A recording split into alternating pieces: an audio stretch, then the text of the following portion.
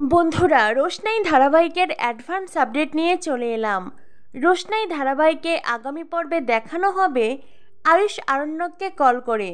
প্রথমে তো আরণ্যক বুঝতেই পারে না তাকে কে কল করেছে। আয়ুষ আরণ্যককে বলে, আমাকে কি চিনতে পেরেছিস?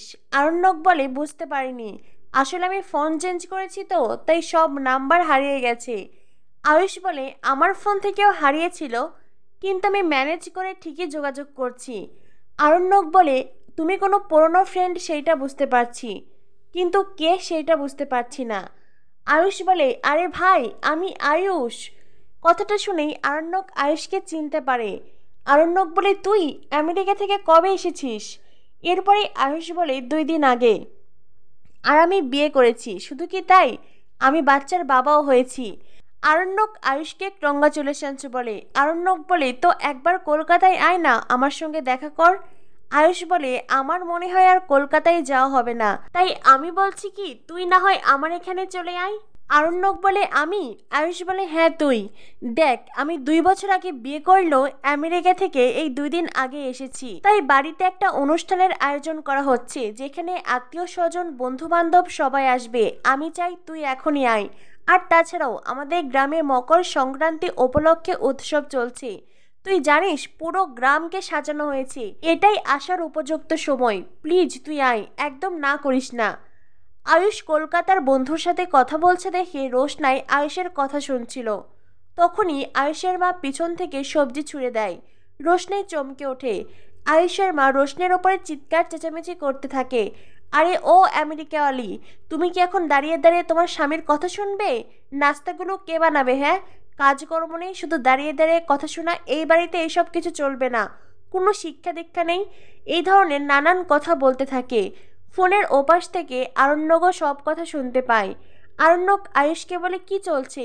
আয়ুষ বলে, সেই তো ভাই, আমার মা আর বউ খুব ঝামেলা লেগে গেছে ওদের মধ্যে, আর এইসব নানান কারণেই আমি তোর সঙ্গে না যোগাযোগ করতে পারিনি।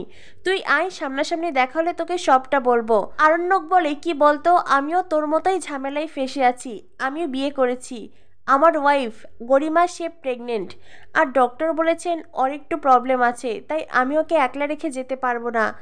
আয়ুষ বলে, তো তুই বৌদিকে সাথে করে নিয়ে আয়।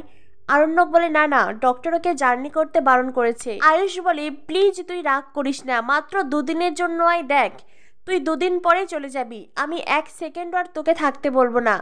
তুই না হলে বৌদিকে ফোন দে, আমি বৌদিকে বোঝাই। আরণ্যক বলে, গরিমা আমাকে বারণ করেনি, আমি চাইলে যেতেই পারি, কিন্তু কি বলতো, গরিমাকে ছেড়ে যাওয়া আমারই ঠিক লাগছে না। আয়ুষ বলে, এত বছর পরে এলাম আর তুই দেখা করবি না? এবার গেলে না জানি আবার কতদিন পর আসবো, আর আমি বেশি দিন এখানে থাকবো না। প্লিজ আরণ্যক, প্লিজ আমার বন্ধু, তুই চলে আয় না, আর না করিস না প্লিজ। আরণ্যকের নাম শোনার সাথে সাথেই রোশনের হাত থেকে গামলা পড়ে যায়, আর আয়ুষ সে অবাক হয়ে রোশনের দিকে তাকায়। অন্যদিকে আয়ুষের 2জন বৌদি, আয়ুষের মা ড্যাব ড্যাব করে রোশনের দিকে তাকিয়ে আছে। রোশনাই তো ভয়ে কাঁপছে, এইবার বিনা না জানি তাকে কত কথা শোনাবে। বিপদ বুঝে আয়ুষ আরণ্যকের ফোন কেটে দেয়। আর অন্যদিকে আয়ুষ তার মাকে বলে, আসলে কি মা বলতো, আমেরিকায় ও এই ধরনের কাজ করেনি তো, ওকে একটু সময় দাও, ও আস্তে আস্তে সবকিছু শিখতে পারবে। আয়ুষের মা আয়ুষকে বলে, তুই চুপ কর, প্রশ্রয় দিয়ে দিয়ে তুই ওকে মাথায় তুলেছিস, তুই কি ভেবেছিস আমি ওকে মাথায় তুলবো? মোটেও নয়। এই আমেরিকাওয়ালি, তুই কাজ করার সময় দেখতে পারিস না তোর হাতে কি তেল লাগানো আছে? বাটিটা যে ফেললি, যদি ভেঙে যেত তখন কি হতো?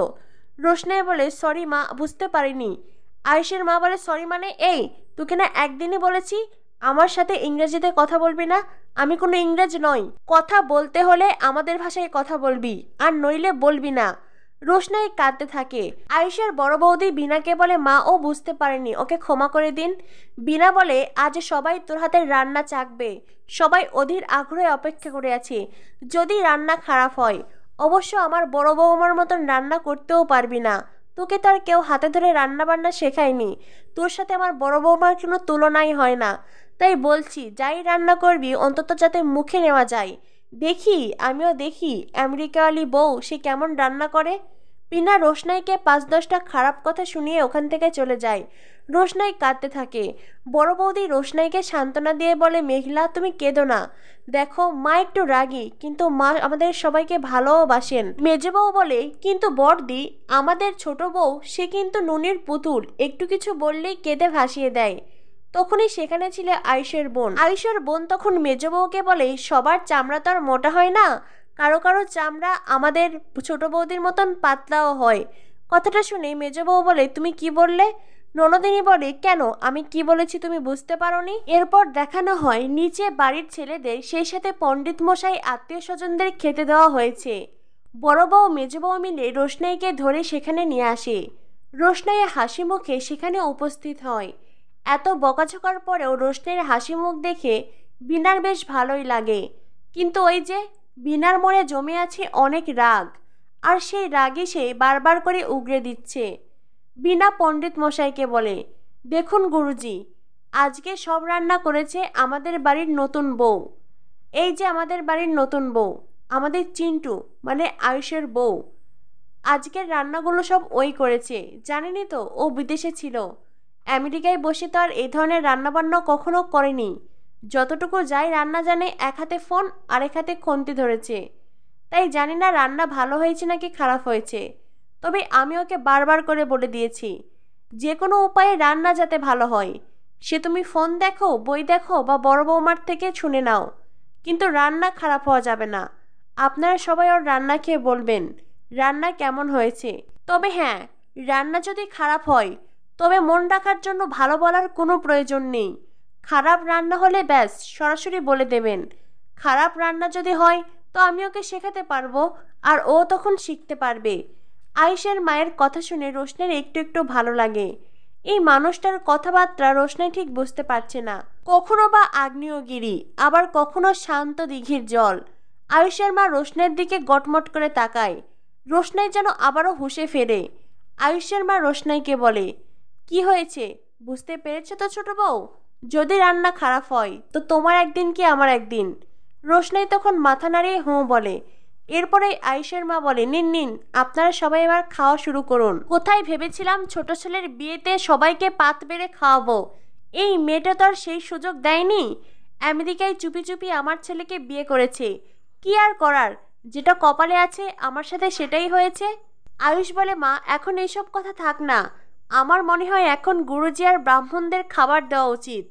আয়ুষের মা বলে, তো আমি তো শুরুতেই এই মেয়েকে বলেছি সবার থালায় খাবার বেড়ে দিতে, রান্না যখন তুমি করেছো খাবার তো তোমাকেই দিতে হবে, কিন্তু দেখো এই মেয়ে এখনো সঙ্গের মতন দাঁড়িয়ে আছে।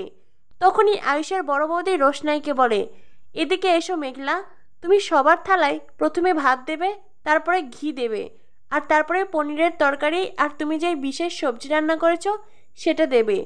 আয়ুষের বড় বৌদি রোশনাইকে সবটা বুঝিয়ে দেয়। বড় বৌদি রোশনাইকে বলেন, চলো আমিও তোমাকে সাহায্য করছি।